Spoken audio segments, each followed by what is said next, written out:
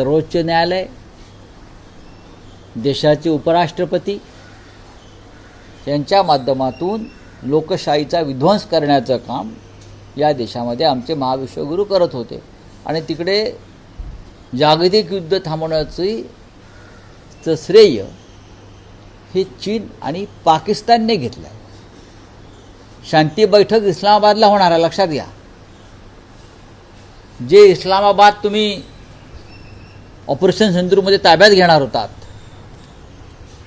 जे इस्लामाबाद तुम्ही ऑपरेशन सिंदूरमध्ये ताब्यात घेणार होतात, तिथे तुम्ही तुमचा झेंडा भाजपचा फडकावणार होतात, तिथे प्रेसिडेंट ट्रम्प, नेतन्याहू, इराणचे राज्यकर्ते बसून जागतिक शांततेवर चर्चा करणार. भारतासाठी अत्यंत लाजिरवाणी गोष्ट आहे.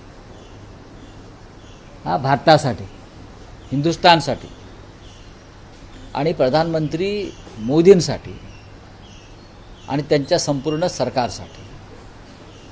कसले विश्वगुरू, कसले महाविश्वगुरू. पाकिस्तानला जी प्रतिष्ठा यामुळे प्राप्त झाली त्याला जबाबदार नरेंद्र मोदी आहेत आणि त्यांचं सरकार आहे भंपक आणि डरपोक. म्हणजे खऱ्या अर्थानं रुकवादी पापा. युक्रेन आणि रशियाचं युद्ध सुरूच आहे, वॉर रुकवादीवाले. आणि आत्ता या क्षणी प्रेसिडेंट ट्रम्प जर पाकिस्तानचे आभार मानत असेल तर ही भारताला मारलेली चपराक आहे, मोदींना मारलेली चपराक आहे. प्रेसिडेंट ट्रम्प हे जर पाकिस्तानला थँक्यू म्हणत असतील, चीनला थँक्यू म्हणत असतील आणि हे दोन्ही आमचे शत्रू राष्ट्र आहेत, लक्षात घ्या, तर ही भारताला मारलेली सगळ्यात मोठी चपराक मोदी काळामध्ये आहे.